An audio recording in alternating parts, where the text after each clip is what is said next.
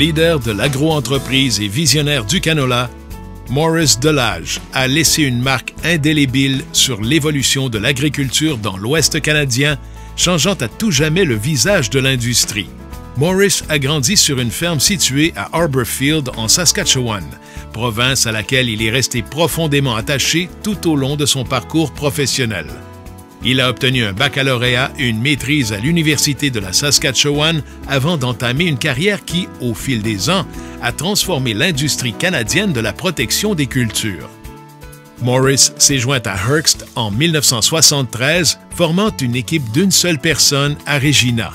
En 10 brèves années, il a fait de cette entreprise la plus grande compagnie de protection des cultures au Canada, avec plus de 400 employés au moment de sa retraite à titre de PDG.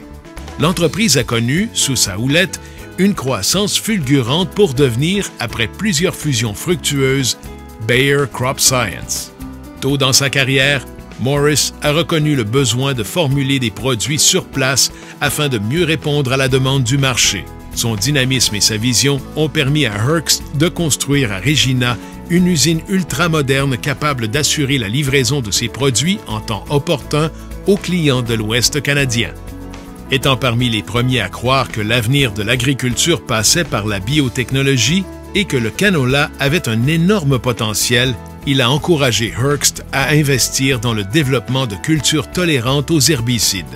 Sachant également que l'industrie serait mieux desservie par des installations de recherche centralisées, Maurice a travaillé avec le gouvernement et l'industrie en vue de construire un centre d'amélioration des plantes à Saskatoon, où se situe maintenant le tiers de l'industrie de biotechnologie agricole du Canada.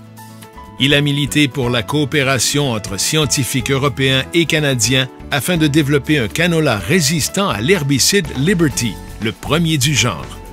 C'est ainsi qu'est apparu le canola hybride InVigor, tolérant aux herbicides, qui couvre désormais plus de la moitié de la superficie de canola au Canada. Cette technologie avant-gardiste s'est matérialisée grâce à la vision de Maurice. Tout au long de sa carrière, Maurice a été un grand défenseur de la conservation des sols et de l'agriculture durable, tout en étant actif au sein de plusieurs conseils d'administration, dont CropLife Canada, AgWest Bio et le Global Institute for Food Security.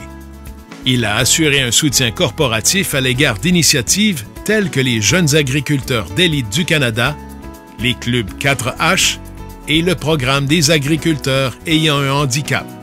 Il a également reçu le titre de Canadian Agri-Marketer of the Year, le prix James McCanch du Conseil canadien du canola, une intronisation au Saskatchewan Agricultural Hall of Fame et l'Ordre du Mérite de la Saskatchewan.